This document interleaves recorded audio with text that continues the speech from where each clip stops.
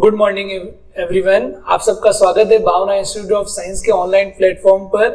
Students, हमने start किया हुआ है क्लास 12 बायोलॉजी का चैप्टर इवोल्यूशन, जिसका फर्स्ट लेक्चर कंप्लीट हो गया था, जिसमें हमने कैसे ओरिजिन ऑफ लाइफ के बारे में डिस्कस किया, एडेप्टिव रेडिएशंस, मार्सुपियल्स, इन सब के बारे में। स्टूडेंट्स, इस लेक्चर को स्टार्ट करने से पहले आप सब बच्चे एक बार हमारी प्लेलिस्ट में जाकर इससे पहले वाला लेक्चर्स अच्छे से पढ़ लीजिएगा, ओके। और कोई डाउट हो तो हमें डाउट भेज दीजिएगा, हम उसका सोल्यूशन बता देंगे, ठीक है student. Let's start today lecture, okay. अभी तक हमने डार्विन्स थ्योरी को भी डिस्कस किया था, आज हम लेमार्क थ्योरी के बारे में डिस्कस करेंगे। Lamarck theory of evolution. Lamarck theory of evolution क्या कहती है, सुनिएगा। French naturalist Lamarck had said that evolution of life forms had occurred but driven by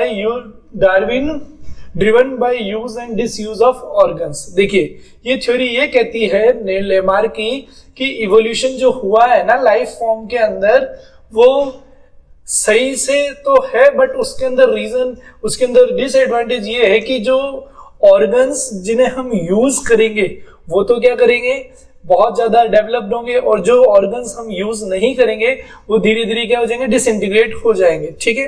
he gave the example of giraffes who in an attempt to fork leaves on tall trees had to adapt by elongation of their necks। इन्होंने example भी दिया giraffe का। Giraffe जो कि अपनी जो efficiency थी leaves को पकड़कर खाने की ऑन टॉल ट्रीज, बड़ी बड़ी पेड़ों पर, हैड टू एडेप्ट, वो धीरे धीरे क्या हो गया, एडेप्ट हो गया, और उनकी जो नेक है उसमें भी क्या हो गया, एलोंगेशन, ठीक है। जैसा कि आज हम जो जिराफ देख रहे हैं, वो जिराफ की नेक पहले इतनी नहीं थी, लेकिन जैसे जैसे पॉपुलेशन बढ़ती गई जिराफ की, तो वहां जो छोटे पेड़ थे उनकी लीव्स को तो जिराफ आसानी से खा लिए, लेकिन जो बड़े बड़े पेड़ थे वहां तक वो नहीं पहुंच पाए। तो बहुत सारे जिराफ्स के अंदर ये खाने के लिए उन्हें लीव्स अवेलेबल नहीं हुई, स्टार्वेशन, भूखमरी जैसी कंडीशन हो गई, तो उन्होंने धीरे धीरे अपने पैरों से जंप करना स्टार्ट किया, जिससे वो नॉर्मली टॉल ट्री तक पहुंच पाए। अब ये जो प्रोसेस है, ये एक दिन का प्रोसेस नहीं है, इसके अंदर लाखों साल लगे हैं, ठीक है। They passed on this acquired character of elongation neck to succeeding generation। देखिएगा, acquired character, एक्वायर्ड कैरेक्टर का मतलब है ऐसे कैरेक्टर्स जो जन्म से नहीं आते, जन्म के बाद आते हैं। तो ये कैरेक्टर्स एक जनरेशन से नेक्स्ट जनरेशन में सक्सीड हुए, पहुंचे। Giraffe slowly over the years came to acquire long necks, और जिराफ ने ये प्रोसेस बार बार वो करते रहे, और एक टाइम बाद, कुछ सालों बाद, उनकी जो नेक थी वो कैसी हो गई, लंबी हो गई, ठीक है। नेक्स्ट, अब हम देखते हैं मैकेनिज्म ऑफ इवोल्यूशन। आगे सुनिएगा। In this first decade 20th century Hugo de Vries based on his work on evening primrose. 20th century के अंदर ह्यूगो डी व्रीज जो साइंटिस्ट थे, उन्होंने इवनिंग प्राइमरोज प्लांट पर वर्क किया, brought forth the idea of mutations, और इन्होंने idea दिया किसका, म्यूटेशन का। क्या है mutation? Is the large difference arising suddenly in a population. Mutation क्या होता है, एक पर्टिकुलर पॉपुलेशन है, उस पॉपुलेशन के अंदर कोई स्पीशीज के अंदर डिफरेंस आ जाए, मतलब बहुत सारी स्पीशीज है बट उनके अंदर क्या है, डिफरेंस आ गया, ठीक है। और डिफरेंस कैसे, सिमिलर टाइप की स्पीशीज में, तो उसे अपन क्या बोलते हैं, mutation. Hugo de Vries theory of mutation differs from Darwin's theory of natural selection. Hugo de Vries की जो थ्योरी थी म्यूटेशन की, ये डिफर थी किससे, Darwin theory of natural selection. It is the mutation which causes evolution. ये mutation है जो क्या कॉज करता है, evolution, and not the minor variation that Darwin talked about. और इन्होंने जो माइनर वेरिएशंस थी इनके बारे में नहीं बताया। Mutations are random and directional less. Mutation कैसा था, रैंडम था और डायरेक्शन लेस था, while Darwinian variations are small and directional। और जो डार्विनियन वेरिएशंस थी ये स्मॉल थी और कैसी थी, directional. Evolution for Darwin was gradual while diverse believe and mutation caused speciation। देखिएगा, जो इवोल्यूशन था for Darwin was gradual, Darwin ने जो बताया वो ग्रेजुअल था, जबकि ह्यूगो de Vries believed mutation caused speciation. लेकिन जो ह्यूगो ड्यूबरीज का कहना था कि जो म्यूटेशन है उससे क्या हुआ, स्पीशीशन नहीं जाती आई, and hence called its alteration single step large mutation, और इसी को उन्होंने सिंगल स्टेप लार्ज म्यूटेशन भी बोला। ओके नेक्स्ट, अब एक नया थ्योरी, नई थ्योरी तो क्या एक प्रिंसिपल है, इंपॉर्टेंट है आपके बोर्ड्स के पॉइंट ऑफ व्यू से और आगे नीट में भी। हार्डी-वीनबर्ग प्रिंसिपल क्या है देखिएगा, in a given population one can find out the frequency, एक जो दी गई हुई पॉपुलेशन है अगर उसके अंदर अपन एक फ्रीक्वेंसी फाउंड आउट कर lay off occurrence of alleles, किसकी, अलील्स की, of a gene on a locus, मतलब एक पर्टिकुलर जगह पर जो जीन्स हैं और जो उनके अलील्स हैं उनकी फ्रीक्वेंसी को अपन फाइंड आउट करें। This frequency is suppose to remain fixed, और ये जो फ्रीक्वेंसी है ये क्या होगी, fixed and even remain the same through the generation, और एक पूरी जनरेशन के अंदर ये क्या रहेगी, same.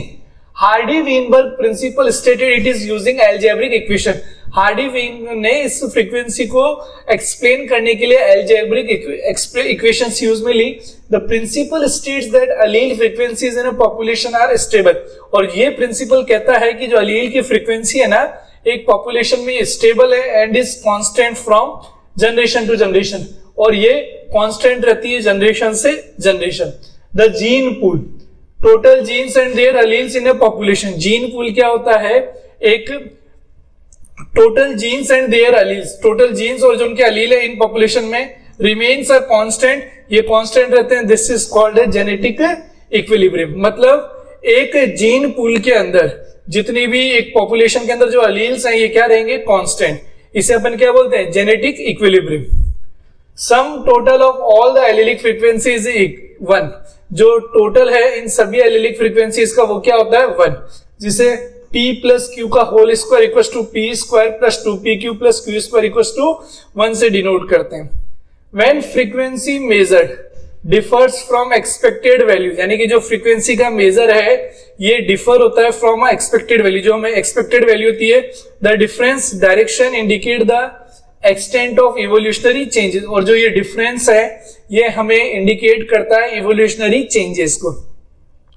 Disturbance in genetic equilibrium और change of frequency of allele in a population would then be interrupted as a resulting in evolution. देखिएगा, disturbance in genetic equilibrium, genetic equilibrium में जो डिस्टर्बेंस है, change of frequency of allele है एक particular population में, would then be interrupted as resulting in evolution, इसमें क्या आएगा, चेंज आएगा अगर इवोल्यूशन होगा तो। Okay next, 5 factors are known to affect Hardy Weinberg equilibrium, मतलब जो इक्वेशन थी उनकी उसको कौन कौन से फैक्टर, सबसे पहला है जीन माइग्रेशन या जीन फ्लो, मतलब जीन माइग्रेट हो, जेनेटिक ड्रिफ्ट और म्यूटेशन है, और जेनेटिक रिकॉम्बिनेशन है, और नेचुरल सिलेक्शन है।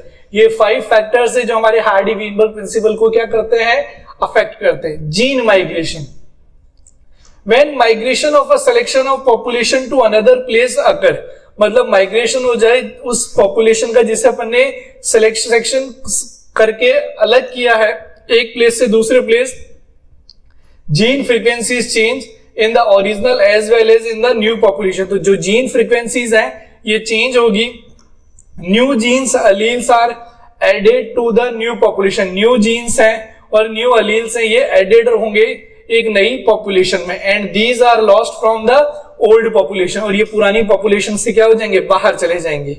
Next, gene flow, gene migration occurs many time is termed as gene flow.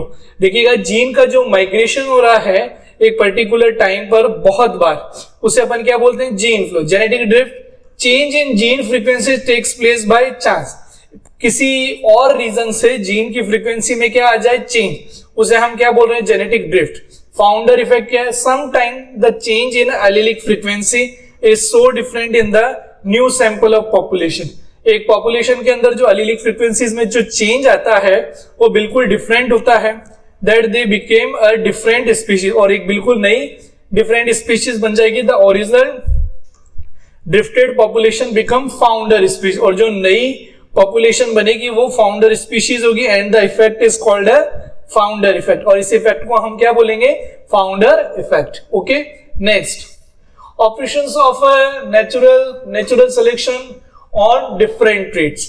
Different traits पर नेचुरल सिलेक्शन का इफेक्ट देंगे। Natural selection can lead to, देखिए नेचुरल सिलेक्शन से क्या, stabilization in which more individual acquire mean character value, मतलब stabilization होगा in which more individual, ज्यादा individual में एक्वायर मीन कैरेक्टर वैल्यू, और जिनके अंदर जो मीन कैरेक्टर वैल्यू होगी वो उन्हें एक्वायर्ड की गई है उसके अंदर। Directional changes, more individual acquire value other than the mean character value, इसके अंदर मीन कैरेक्टर वैल्यू से मोर इंडिविजुअल एक्वायर वैल्यू ज्यादा रहेगी।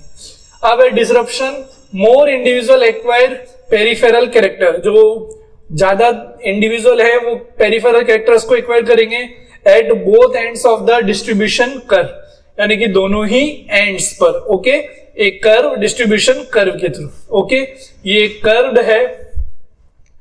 देखिए diagrammatic representation of the operation of natural selection, different traits, stabilising, directional and disruptive.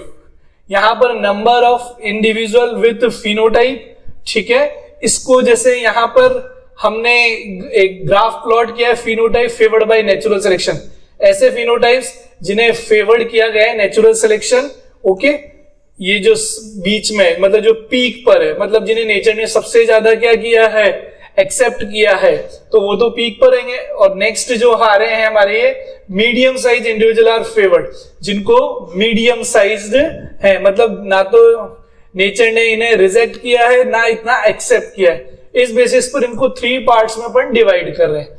First वाला है stabilising, ये यहां पर पीक पहले हायर और फिर देन नैरो हो रही है। सेकंड के अंदर डायरेक्शनल के अंदर peak shift in the one direction, एक ही डायरेक्शन में पीक शिफ्ट हो रहा है, ये वाला सेंटर। थर्ड, अब इसके अंदर जो डिसरप्टिव, इसके अंदर जो पीक है वो 2 डिफरेंट फॉर्म्स में कन्वर्ट हो गई है, ठीक है। तो ये एक डायग्रामेटिक रिप्रेजेंटेशन था। अब हम देखते हैं a brief account of evolution, एक ब्रीफ में इवोल्यूशन के बारे में। About 2 million years ago the first cellular form of life appeared on the earth. जो 2000 मिलियन ईयर्स अगो जो फर्स्ट सेलुलर लाइफ थी वो हमारी अर्थ पर आई। Some cellular form had the ability to release O2। कुछ सेलुलर ऑर्गेनिजम्स ऐसे थे जिनके अंदर एबिलिटी थी कि वो क्या रिलीज करेंगे, O2 gas. Slowly single cell organism become multicellular, धीरे धीरे सिंगल सेल ऑर्गेनिजम्स थे वो किस में कन्वर्ट हो गए, multi cellular life form by the time of 500 million years ago. Invertebrates were formed and active. Jawless fish probably evolved around 350 MI, मतलब जो jawless fish थे ये कब इवॉल्व हुए, 350 million years ago. Seaweeds and few plant existed probably around 320 million years ago. जो seaweeds हैं और कुछ प्लांट्स हैं ये एग्जिस्ट करते हैं 320 million years ago. Next, Coleodontida lobe-finned fish discovered in South Africa in 1938 evolved into the first amphibians that lived on both land and water। ये first amphibians थे जो जमीन पर और पानी पर रहते थे। These were ancestor of modern day frogs and salamander। देखिए next, the amphibians evolved into reptiles। amphibians evolved होकर कन्वर्ट हुए हैं reptiles। Reptiles lay eggs which do not dry up in sun unlike those of amphibians। Reptiles क्या है, eggs lay करते हैं which do not dry up, जो dry up नहीं होते in sunlight में, unlike those of amphibians। Next, Geanthropus, pteridophytes, ये plants हैं, were present but they fell to form coal deposited slowly। ये present थे but they fell to form a coal, ये coals में deposit हो गए धीरे धीरे। Some of the reptiles went back into water, कुछ रेप्टाइल्स वापस चले गए वाटर में टू इवॉल्व इनटू फिश। किसके अंदर इवॉल्व होकर, fish, like reptiles probably 200 million years को इक्थ्योसॉरस के अंदर। The land reptiles were the dinosaur, जो लैंड के रेप्टाइल्स थे वो क्या थे, dinosaurs. The biggest dinosaurs are Tyrannosaurus rex was about 20 feet in height and had huge fearsome dagger-like teeth, ठीक है। About 65 million years ago, the dinosaurs suddenly disappeared from the earth. 65 million years ago जो dinosaurs थे वो suddenly disappeared हो गए किसके अंदर, earth में। Some of them evolved into birds, कुछ किसके अंदर इवॉल्व हुए, बर्ड्स के अंदर। The first mammals was like shrew, their fossils were small size. जो पहले मेमल्स थे ना वो कैसे थे, श्रू लाइक्स थे, and their fossils were small sized. Mammals were viviparous, mammals कैसे थे, विविपेरस, जो अपने जैसे ऑफस्प्रिंग प्रोड्यूस करते थे, and protected their unborn young inside the mother's body. और जो इनके यंग वंस थे इन्हें मदर्स बॉडी के अंदर क्या करते थे, प्रोटेक्ट।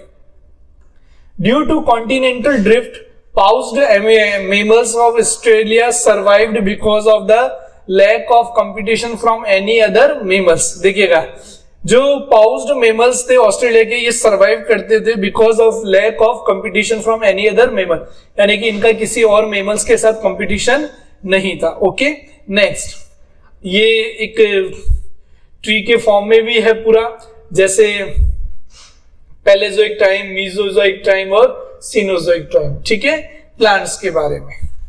नेक्स्ट हम डिस्कस करेंगे अब ह्यूमन बींग्स के, ये सॉरी ऑर्गेनिजम्स, एनिमल्स के अंदर थे ये सारे के सारे, ठीक है।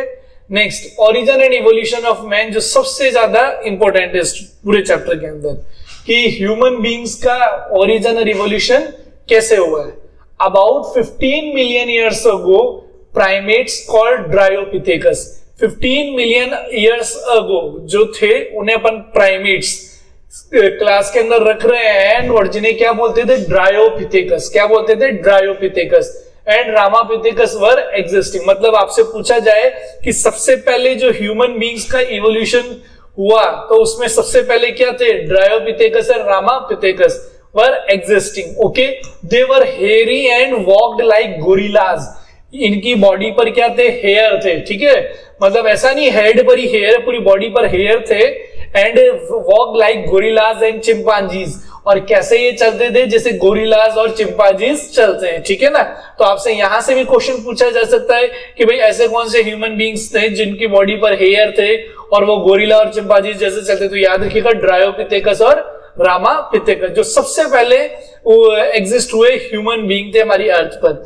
Ramapithecus was more man like, Ramapithecus ज्यादा किस जैसे थे, human like. While Dryopithecus was more ape-like, जो एपीज होते हैं ना उन जैसे थे कौन, ड्रायोपिथेकस, ठीक है। New fossils of man like bones have been discovered in Ethiopia and Tanzania. कुछ जो फॉसिल्स है हड्डियों का वो कहां डिस्कवर्ड हुआ है, इथियोपिया और तंजानिया के अंदर, ठीक है।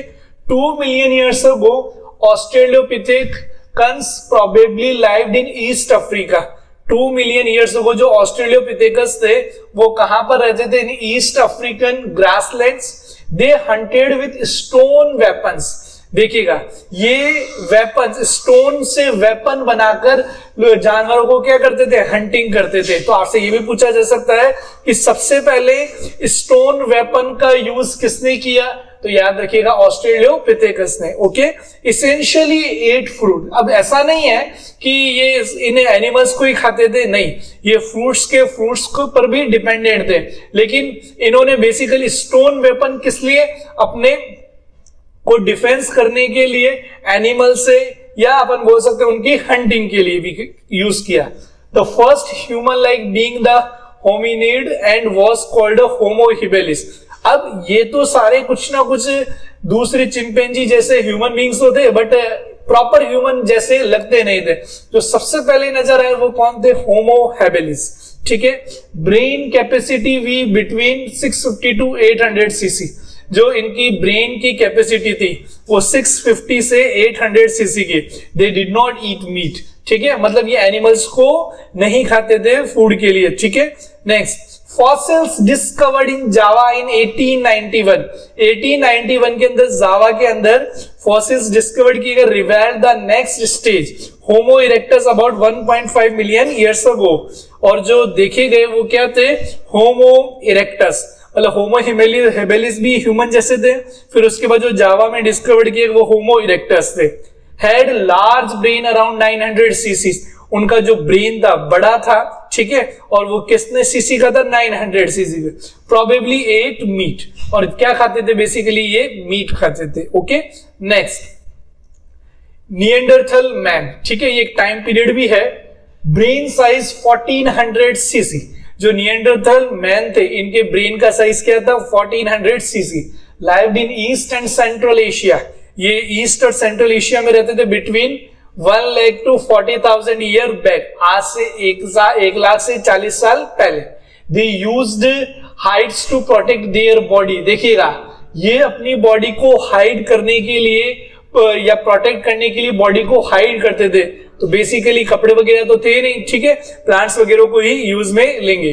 बरीड देयर डेड, और जो भी इनके थे नोन, जो भी फैमिली मेंबर, जब उनकी डेथ हो जाती थी तो उन्हें क्या करते थे, कहां पर बरीड करते थे, सॉइल के अंदर, ठीक है, मतलब इन्होंने गाड़ना स्टार्ट कर दिया था, ठीक है। नेक्स्ट है होमोसेपियंस, क्या है, Homo sapiens arose in Africa and moved across continents and developed distinct races। ये होमोसेपियंस कहां से आए, अफ्रीका से, यहां से ये मूव किए अलग अलग कॉन्टिनेंट के अंदर, ठीक है। During ice is between 75,000 to 10,000 years, और जो होमोसेपियंस का टाइम पीरियड याद रखिएगा 75,000 से 10,000 ईयर्स अगो। मॉडर्न होमोसेपियंस, नए मॉडर्न होमोसेपियंस आ गए। Prehistoric cave are developed, मतलब इन्होंने अब केव बनाना स्टार्ट कर दिया था, गुफाएं बनाना अबाउट 18,000 ईयर्स अगो। मतलब वो अब क्या है, कपड़े तो पहनते ही थे, साथ के साथ उन्होंने सोचा कि भाई हम जंगल में कब तक रहेंगे, तो एक काम करते अपना खुद का एक गुफा बनाना स्टार्ट कर दिया था, ऐसा देखा गया है। एग्रीकल्चर केम अराउंड, अब देखो अब जो डेली तो मीट खाने से रहे, तो बेसिकली इन्होंने क्या किया, एग्रीकल्चर, खेती करना स्टार्ट कर दिया around 10,000 years back and human settlement started, और यहां से क्या रहा, ह्यूमंस का सेटलमेंट स्टार्ट हो गया। ओके स्टूडेंट, तो ये इस तरह से हमारा एक पूरा ये चैप्टर कंप्लीट हो गया है, इवोल्यूशन, ठीक है। आपको अच्छे से समझ में आया होगा, फिर भी अगर आपको कोई डाउट हो तो कमेंट सेक्शन में क्वेश्चंस पूछ लीजिएगा। ओके स्टूडेंट, ठीक है, थैंक यू।